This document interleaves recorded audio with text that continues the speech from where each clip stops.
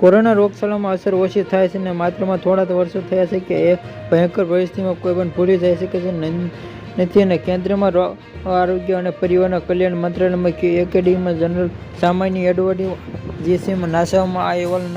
નકારી કાઢ્યો છે કે જેમાં એ કહેવામાં આવ્યું છે કે આ 2020માં આવેલા કોરોના વગણીમાં ભારતમાં લોકોનું આયુષ્માન લગભગ 8 વર્ષ જેટલું ઘટાડી દીધું છે. જે એકેડેમી જનરલ નાસામાં એડવાઇઝમાં અહેવાલમાં 2019માં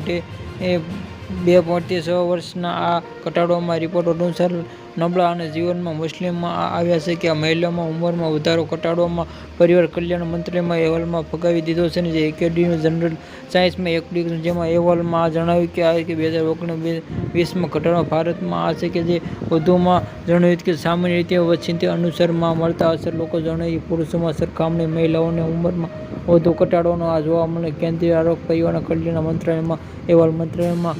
કેન્દ્રીય આરોગ્ય પરિવાર કલ્યાણ મંત્રાલયે જણાવ્યું કે આ એક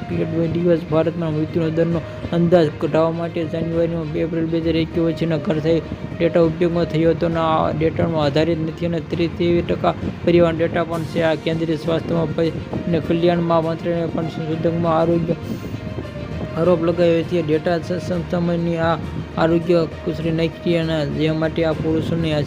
શૈક્ષણિક વધારે માત્રામાં મંત્રાલયમાં આ સ્પષ્ટમાં કારણે દવાઓમાં ઓછા વિશ્વાસ કરે છે કે ભારતમાં 2019-20માં અને COVID-19માં આ રાષ્ટ્રીય અભિયાનમાં આપવામાં આવેલા મજબૂત રોગચાળા દરમિયાન 11.9 લાખમાં વધારે મૃત્યુ થયો હતો અને આ આંકડામાં 2019માં 17% વધારે એક્સપર્ટ લોકો જણાવ્યું કે COVID-19 મૃત્યુનું સત્તાવાર આંકડા કરતાં પણ લગભગ